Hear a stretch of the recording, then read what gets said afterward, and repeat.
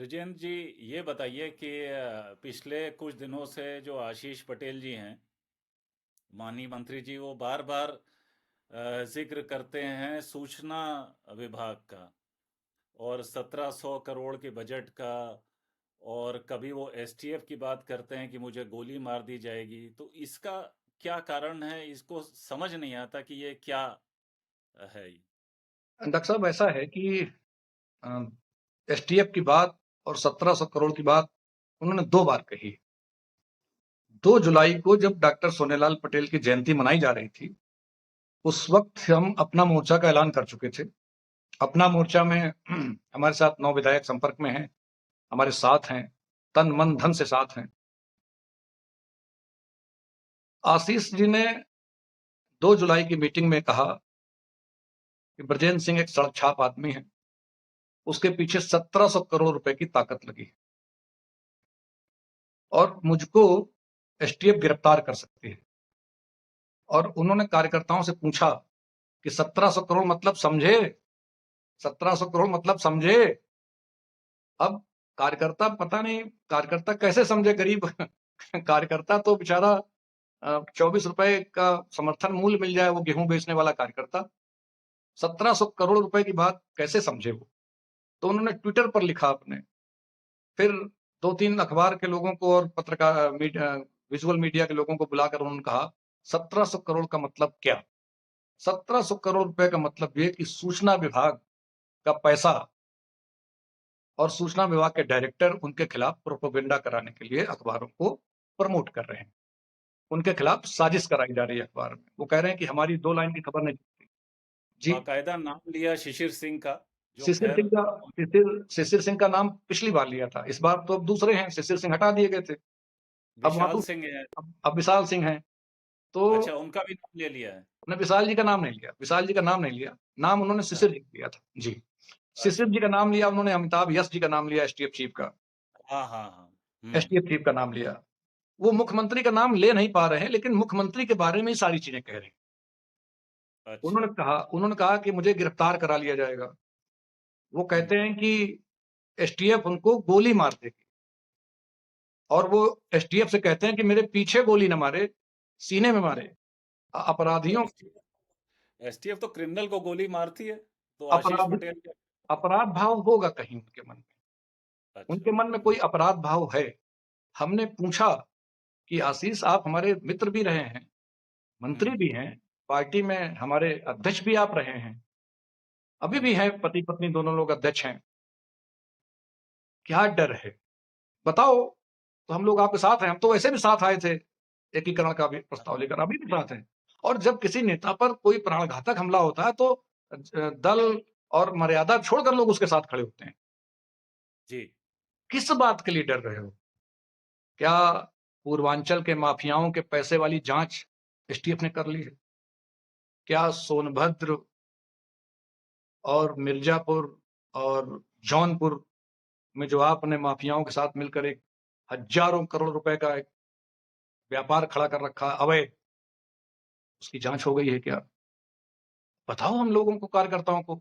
तो हम लोग छाती ठोक के खड़े रहे ना कि नहीं नहीं, हमारा नेता इतना बड़ा चोर नहीं जितना बड़ा आप कह रहे हैं, इतना बड़ा चोर नहीं साहब। सीएम थे जल निगम में के पटेल। हजरतगंज थाने में एफआईआर दर्ज हो गई है आय से अधिक संपत्ति की। हम्म। उसी के पटेल के जूनियर इंजीनियर थे आशीष पटेल, जो कैबिनेट मंत्री हैं। अच्छा। शिशिर का नाम इन्होंने तब लिया था, हम्म। बीते 2 महीने पहले, 2 या 3 महीने हो रहे हैं। पति और पत्नी दोनों इस कोशिश में लगे हुए थे कि जो विजिलेंस ऑफिसर ने जांच की है, सिंचाई विभाग का विजिलेंस ऑफिसर थी, महिला थी शायद कोई, वो एफआईआर हजरतगंज थाने में ना दर्ज करावे। तो मुख्यमंत्री से मिलने का समय मांगा इन लोगों ने। मुख्यमंत्री ने इनको दो टूक मना कर दिया कि इन सब मसलों में मेरा कोई दखल नहीं है, कि एफआईआर, कानून अपना काम कर रहा है। वो एफआईआर दर्ज हो गई। जब वो एफआईआर दर्ज हो रही थी डॉक्टर साहब, तब इनको शिशिर सिंह याद आए, तब इनको एसटीएफ याद आई, तब इनको स्कूलों और डिग्री कॉलेजों और इंजीनियरिंग कॉलेजों के नाम बदलने की लिस्ट याद आई कि इसका नाम झलकारी बाई कर देंगे, उसका नाम लक्ष्मीबाई कर देंगे, इसका नाम सोनेलाल पटेल कर देंगे, मैं स्कूलों के नाम बदल दूंगा। चरित्र बदलो, चरित्र। स्कूलों के नाम बदलने से चरित्र नहीं बदलने वाला। चरित्र बदल देते तो एसटीएफ से नहीं डरते। पूरी पार्टी माफियाओं के शिकंजे में है पूर्वांचल में। और किस बात से डरते हैं कैबिनेट मंत्री वगैरह? आप रोज रोज कहते हैं इस्तीफा दे दूंगा, इस्तीफा दे दूंगा, गोली मरवा रहे हैं बाबा मुझको, एसटीएफ मुझको गोली मार देगी। अपराधी को गोली मारती है ना, और वो भी भागने वाले को मारती है। आप अपने लिए बहुत डर रहे हो, और पति और पत्नी दोनों की जबान गृह मंत्री के सामने बंद हो जाती है कि सोनेलाल पटेल जी के हत्यारों की सीबीआई जांच हो। हजारों रुपया देकर ट्रोलरों की एक टीम पैदा कर रखी है। आप बताओ कि अपने अपने ससुर की हत्यारों को सामने क्यों नहीं लाना चाहते हैं आप? आज आप डर रहे हो, सोनेलाल पटेल तो कभी नहीं डरे। इन्होंने कोई डिमांड नहीं की कि जो है सोनेलाल पटेल जी की जो है डेथ की सीबीआई इंक्वायरी हो? नहीं की। और मैंने मैंने पत्र दिए। इन्होंने 16 तक डिमांड की है, सॉरी 13 तक, 2013 तक। नरेंद्र मोदी जी की सरकार आने के बाद, सरकार में मंत्री बनने के बाद, पति और पत्नी ने इसकी डिमांड बंद कर दी। और गृह मंत्री जी के साथ मैं और अनुप्रिया जी गए थे। हम जो कागज और मांग पत्र अपना ले गए थे गृह मंत्री के यहाँ, उस कागज में हमने डॉक्टर सोनेलाल पटेल की हत्या की सीबीआई जांच की मांग की थी। इन्होंने कागज मुझसे वहां छीन लिया और फाड़ दिया। आशीष ने मुझसे वहां कागज छीन लिया गृह मंत्री जी के दरवाजे पर, इनका जहां ओएसडी बैठते हैं राकेश मिश्रा। इन्होंने कहा कि दिखाइए कि किसमें क्या क्या है। तो इनके पति होने के नाते तो फाइलें छीन लेते, तो फाइलें छीनने का मुकदमा इनके ऊपर दर्ज है दिल्ली में। आप भारत सरकार के जितने ओएसडी रहे इनके, एपीएस 1, 2, 3 और ओएसडी, आप सबसे पूछिए कि फाइलें किसके पास जाती थी। अनुप्रिया फाइल नहीं पढ़ती थी। आप, मेरा दावा है कि सैकड़ों ऐसी फाइलें और सैकड़ों ऐसे कागजात हैं जिसमें ब्रजेंद्र सिंह के नाम पर, अनुप्रिया पटेल के नाम पर आशीष ने हस्ताक्षर किए। हमको फेस सेविंग पर कई बार झूठ बोलना पड़ा, उसी की माफी मांगने हम आ जाए। और ये जो चोरों की तरह बात कर रहे हैं, आप क्यों डरते हैं कि मुख्यमंत्री आपको जेल भिजवा देंगे? आप कार्यकर्ताओं को भड़काना चाहते हैं कि सिंपैथी गेन करना चाहते हैं? अच्छा, एक ब्रिजेंद्र जी, आपसे अब तो आप थोड़ा सा अलग हैं।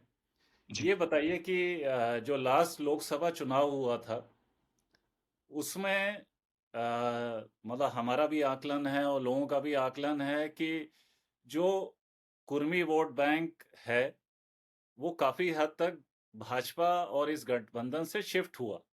जी, ऐसा है और डॉक्टर साहब। हम्म, जी, आप आपका सवाल पूरा हो जाए प्लीज। देखिए, इसका जो है रिफ्लेक्शन जो है माननीय प्रधानमंत्री जी की काशी की सीट पे भी पड़ता है, क्योंकि वहां भी मार्जिन वो नहीं था जो एक्सपेक्टेड था। तो कहीं ना कहीं जो पूरा वो जो क्षेत्र है या पूरे प्रदेश में आप देखा जाए तो कुर्मियों का एक रुझान जो है वो अपना दल और खासकर एनडीए गठबंधन से हटा है। इसके बारे में आप क्या कहते हैं? देखिए, मैं अलग था, दूर था, लेकिन चुनाव में मैं था। हम चाहते थे कि, और अभी भी हमारे मन में लगता है कि कोई कुर्मी उत्तर प्रदेश का मुख्यमंत्री बने। और चौधरी नरेंद्र सिंह अगर वहां तक पहुंचे थे, उस कुर्सी के इर्द गिर्द अनुप्रिया की संभावनाएं थी कि वो बन जाएं। उनकी संभावनाएं धूमिल ना हो तो हम गए मिर्जापुर के इलेक्शन में कि इनका इलेक्शन अच्छा रहे। इन्होंने एक अच्छी कोशिश कर ली थी डिंपल यादव जी के साथ बात करके। डिंपल यादव जी, सुप्रिया सुले जी और अनुप्रिया जी, ये संसद की कैंटीन के पक्के यार हैं, पक्के दोस्त हैं। समाजवादी पार्टी का जो प्रत्याशी है वहां लगातार बदला गया, पिछले चुनाव में भी, 19 में भी और 24 में भी। हाँ, वहां ये यहाँ मैं आपको रोकूंगा। ये बात लोगों को भी समझ में नहीं आई कि समाजवादी पार्टी ने जिस कैंडिडेट को खड़ा किया था जो बहुत एक जमीनी आदमी था और वो बहुत अच्छी फाइट देता, जीतता कौन ये तो वोटर डिसाइड करता, जी जी लेकिन उसको रातों रात बदल दिया गया। ये बात मतलब जो समझदार लोग हैं वो तो समझते हैं, लेकिन जो आपके जैसे कार्यकर्ता हैं, आम आदमी हैं, उनको भी जरा उनके बताइए कि ये क्या माजरा है, आपसे जानना चाहते ये दोनों चुनाव में ये हुआ। डिम्पल जी, सुप्रिया सुले जी, शरद पवार जी की बेटी, जो महाराष्ट्र के बड़े नेता हैं, मराठा नेता हैं, किसान नेता हैं, बड़े नेता हैं, महाराष्ट्र के अनेक अनेक बार मुख्यमंत्री हुए और किसान समाज उनको उत्तर प्रदेश में खूब जानता है, अच्छे से जानता है। तो जी। आदरणीय शरद पवार जी की बेटी सुप्रिया सुले और उनके भाई के बीच में जब झगड़ा चल रहा था, पार्टी में कब्जे की शिकायत, वहां भी सुप्रिया सुले के भाई ने अपने चाचा के खिलाफ बगावत कर दी थी। तो एक ही किस्म के दुख थे दोनों के। तो अनुप्रिया और सुप्रिया दोनों कैंटीन में बैठकर इन सब बातों पर चर्चा करती थी। बाबुल सुप्रियो, जो भारतीय जनता पार्टी के नेता भी हैं और अच्छे गायक सिंगर भी हैं, बाबुल सुप्रियो वहां थाप देते थे और मेज मेज थपथपा के वो गुनगुनाते थे और ये दोनों नेता हमारी बैठ के अपने आप को मानसिक तौर पर रिलैक्स करती थी। हम्म। डिम्पल जी भी आती जाती रही। डिम्पल जी के साथ भी इन दोनों लोगों का अच्छा वार्तालाप रहा। दोस्ती काम आती है राकेश जी, मुझे ऐसा लगता है। और सियासत की दोस्ती तो बड़ी चालाक दोस्ती होती है। हाँ, वो तो गिव एंड टेक की दोस्ती होती। वो ये था कि सब यहाँ पर मिर्जापुर में आप हमारे खिलाफ कमजोर प्रत्याशी उतारिए, कन्नौज में आप मत आइए क्योंकि वहां भी बहुत कुर्मी है, वहां भी जी। बहुत कुर्मी है। जी। कन्नौज हाँ। में आप कन्नौज में आप ताकत मत कीजिए दीजिए। और केशव प्रसाद मौर्य बहुत तेजी के साथ इमर्जिंग लीडर हैं बैकवर्ड्स के। उनके बारे में कहा कुछ भी जाए, लेकिन वो मुख्यमंत्री पद के सशक्त दावेदार थे, अभी भी हैं और भविष्य में भी। उनका अभी अभी अभी उनका एपेक्स आना बाकी है, उनका अभी उत्कर्ष आना शेष है। तो केशव प्रसाद को डेंट कैसे हो, इस पर सब एक थे। केशव प्रसाद का अपमान कैसे किया जाए, अखिलेश जी को आपने देखा संसद के अंदर हूट करते हुए।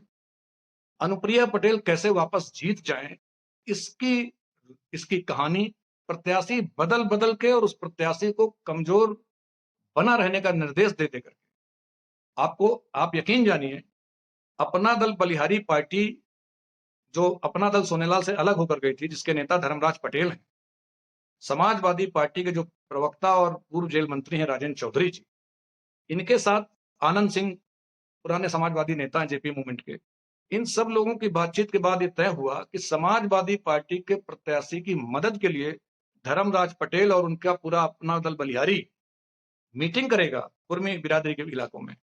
एक मीटिंग समाजवादी पार्टी के प्रत्याशी ने धर्मराज पटेल को नहीं बुलाया। ऐसे निर्देश रहे होंगे ना। ठीक। अनुप्रिया अनुप्रिया ये सेटिंग करके समाजवादी पार्टी का प्रत्याशी सेट हुआ। ऐसा करने के बाद वो जीते।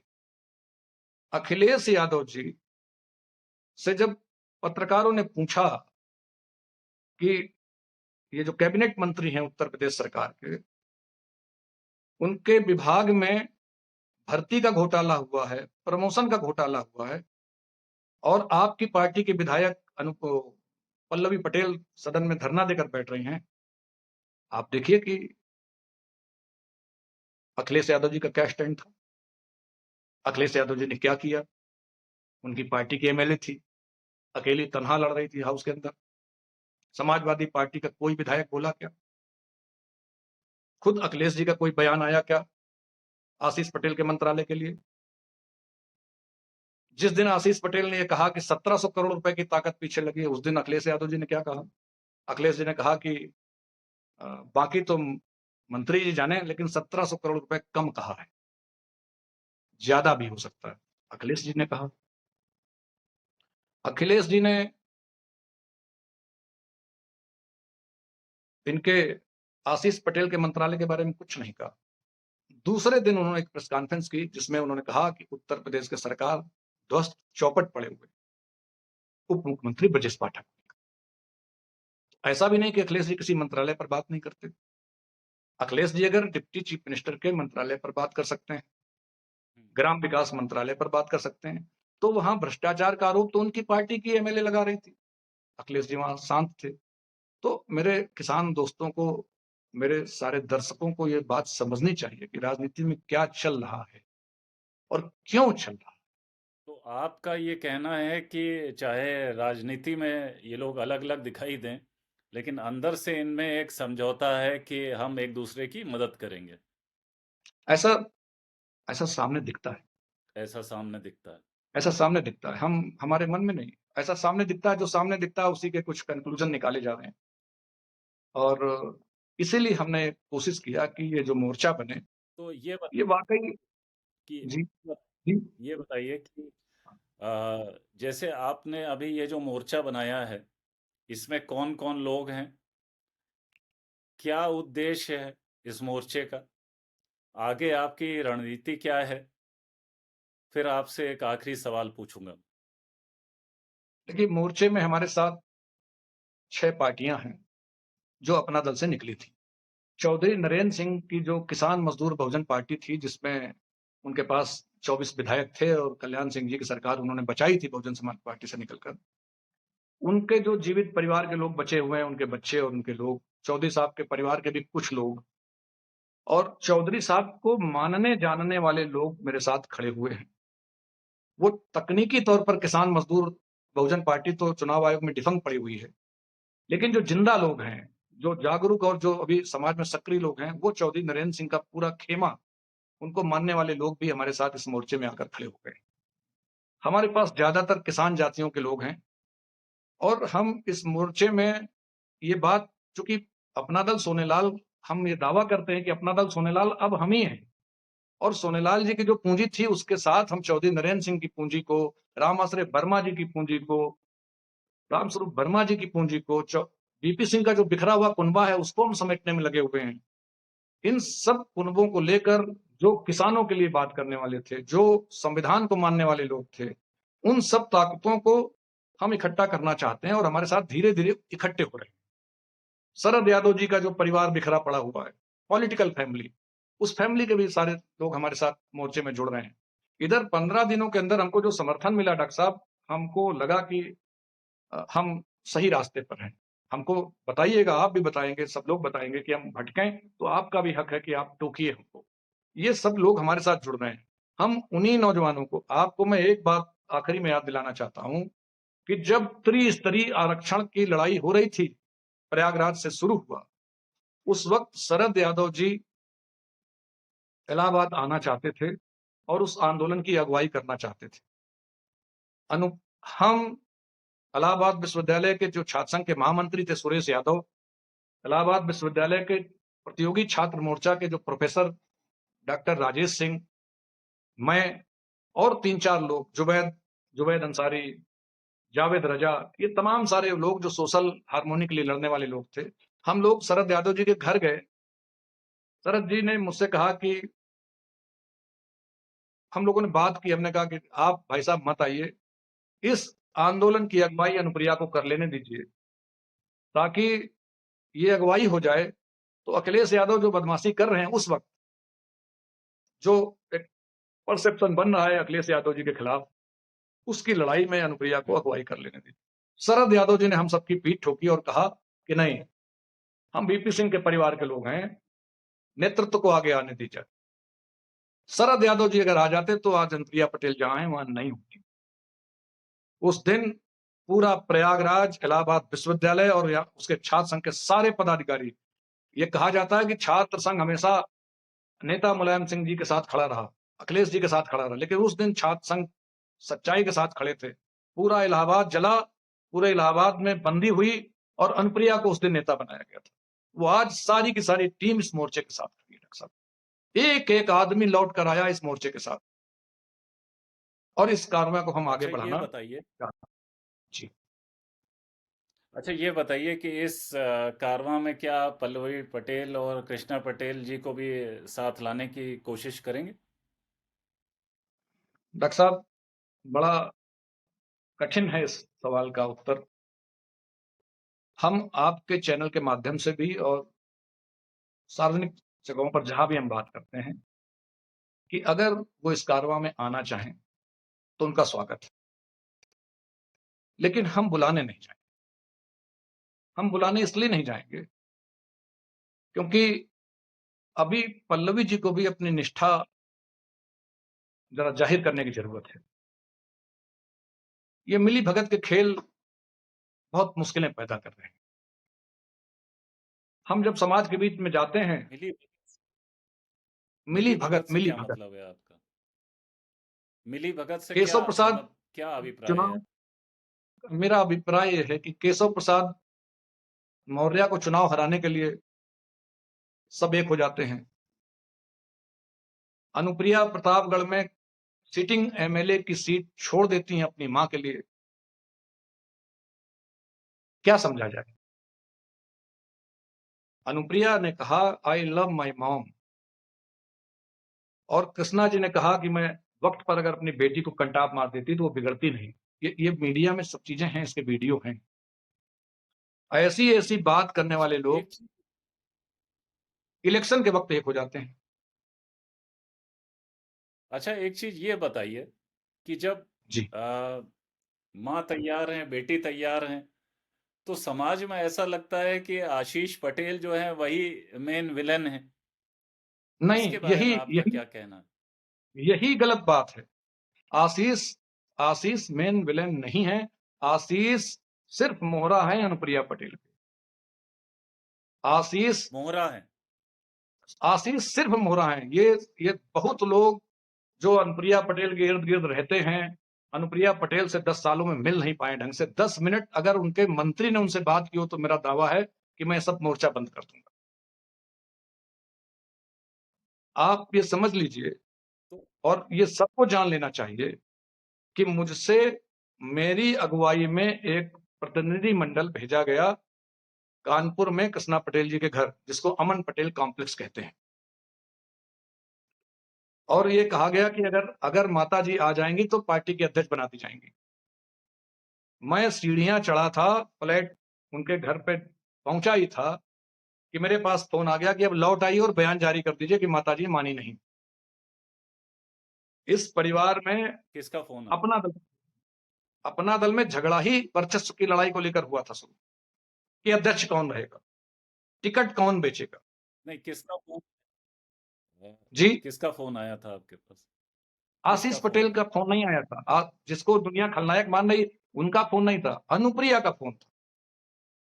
अनुप्रिया का फोन था कि अब अच्छा। लौट आइए, हो गया, इतना ठीक है, तो इस बस एक परसेप्शन क्रिएट कर दीजिए। इसका उन्होंने कहा ये एक इसका परसेप्शन मतलब क्रिएट कर एक दीजिए। हाँ। अनुप्रिया तो सत्ता पर पब्लिक किसी भी परसेप्शन कि जो है आशीष पटेल ही मेन कल्प्रिट हैं, जो परिवार में बाहर से आए और इन्होंने परिवार को लड़ा दिया और सब परिवार बिखर गया। नहीं, ये गलत बात है। और शायद आदरणीय कृष्णा पटेल जी समझ नहीं पाई, या समझने के बाद भी वो सच बोल नहीं पाई। ये आशीष तमाम चीजों के अपराधी हो सकते हैं, लेकिन आशीष निर्णायक नहीं। निर्णायक है अनुप्रिया पटेल, डॉक्टर सोनेलाल पटेल की बेटी। और वो सत्ता की इतनी लालची हैं कि एक दिन आशीष बाबू सिंह कुशवाहा की तरह जेल जाएंगे, और जेल जा सकते हैं, गिरफ्तार हो सकते हैं। ये बात वो खुद कहने लगे हैं। आशीष आशीष मुखिया नहीं है। आशीष केवल दरवाजे का वो चौकीदार है जो बेलगाम हो गया है।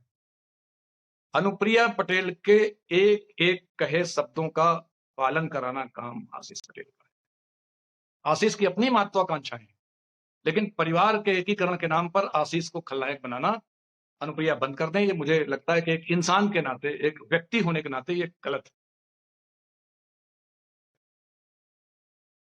ठीक है। इसमें सिर्फ और सिर्फ दोष अनुप्रिया धन्यवाद। का है। जी धन्यवाद। आज आपने बहुत ही मतलब बहुत ही रहस्य की बातें बताई, और आशा करते हैं कि लोगों को इस पॉलिटिक्स को समझने में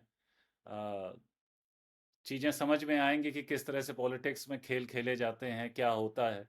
जिसको हम कभी विलेन डॉक्टर, समझते हैं वो वाकई विलेन नहीं। एक सिर्फ एक निवेदन और कर लेना चाहता हूं, क्योंकि परिवार की बात आई थी। हम डॉक्टर सोनेलाल पटेल जी। को लेकर आगे चलेंगे। हम डॉक्टर सोनेलाल पटेल को आगे लेकर चल रहे हैं, और डॉक्टर सोनेलाल पटेल को हम आगे लेकर ही चलेंगे। व्यक्ति नहीं, विचार लेकर चलेंगे। वो माँ बहन, छोटी बहन, बड़ी बहन, अभी और भी बहनें आने बाकी हैं, और भी दामाद और बहनोई आने बाकी हैं। इसलिए हमने इस परिवार से विचार पकड़ा है कि डॉक्टर सोनेलाल पटेल के विचार को लेकर आगे। बाकी आप। ठीक है। थैंक यू ब्रिजेन जी। अपना समय देने के लिए धन्यवाद। जय हिंद। थैंक यू डॉक्टर साहब, थैंक यू।